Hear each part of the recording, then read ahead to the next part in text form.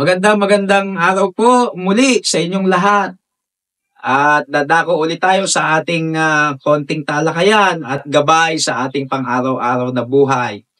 Ang pamagat ng ating pag-aaralan sa maigsing sandali ay Dangerous People Inside the Church.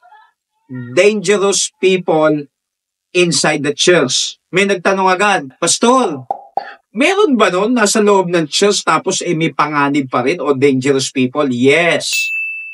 So hahanguin po natin yan sa sinabi ni Apostle Paul at naranasan mismo niya. Saan makikita? Sa 2 Corinthians 11:26. Lahat sinabi ni Apostle Paul yung mga naging panganib niya sa 2 Corinthians 11:26, pero yung huling word na ginamit niya ron, nakalagay, in perils among false brethren. In perils among false brethren, sa Tagalog po, nakalagay dyan, mga kapanganiban sa gitna ng mga bulaang kapatid. Sipin mo kapatid na sa pananampalataya, nanganib pa si Apostol Pablo. So, iikot ngayon ang ating pag-aaral, bakit may mga dangerous people in the church. So, tandaan nyo, unang-unang kalaban natin ay si Satanas. Ang gumagawa lahat ng kaguluhan sa loob ng church, sa mundong ito, sa bawat pamilya, sa buhay ng isang Kristiyano, walang iba kung hindi si Satanas. Kasi gusto niya ma-deceive tayo, gusto niya tayo mag-away-away, gusto niya hindi magkaisa ang mananampalataya sa Panginoon. Gusto nga niya wag manalig ang tao sa Diyos eh. So pinakakalaban po ay si Satanas. Pero magbibigay ako ng 5 puntos na mabilis bakit may dangerous people inside the church. Number 1, yung tinatawag na professing Christian. Yung mga naturingang Kristiyano daw, pero actually Kristiyano kuno lang, nagpapanggap na Kristiyano. So kapag kami nahalo sa loob ng church na nagpapanggap lang, ay nako, magkokos talaga ng kaguluhan yan. Kaya kayo na bumasa nung sinasabi sa Titus chapter 1 verse 16.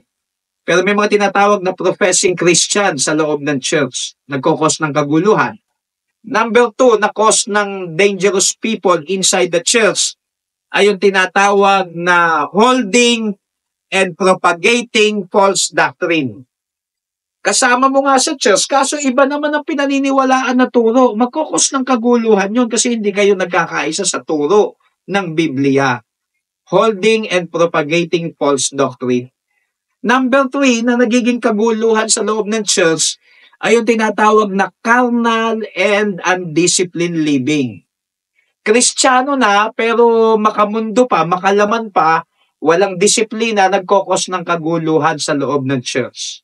So ang hirap nung ganon, sakit sa ulo ng mga miyembro, ng mga pastor. And number 4, na nagkokos ng kaguluhan sa loob ng church, one who cause divisions. Yung pag talagang pinagmumulan siya ng pagkakampi-kampi, nagkakaroon ng mga awayan, nagkokos siya ng division. So tignan nyo na lang po yung sinabi patungkol dyan ng Romans 16:17.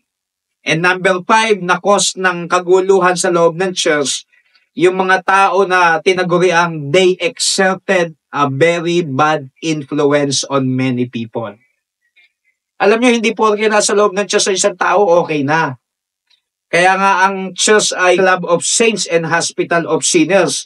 Titignan nyo ang bawat tao sa loob ng church kung siya ito talagang Kristiyano. At kung ang influensya niya, patotoo niya ay maganda, baka hindi. Pagmumula ng kaguluhan.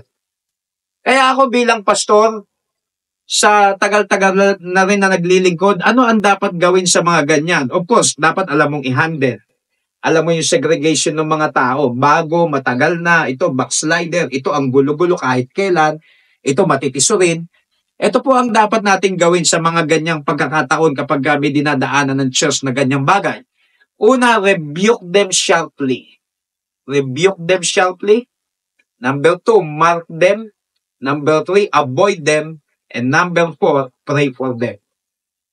I'm sure hindi lang ako nakakaranas ito. Wala namang perfectong church. Pero hindi tayo papayag na manaig ang kalaban.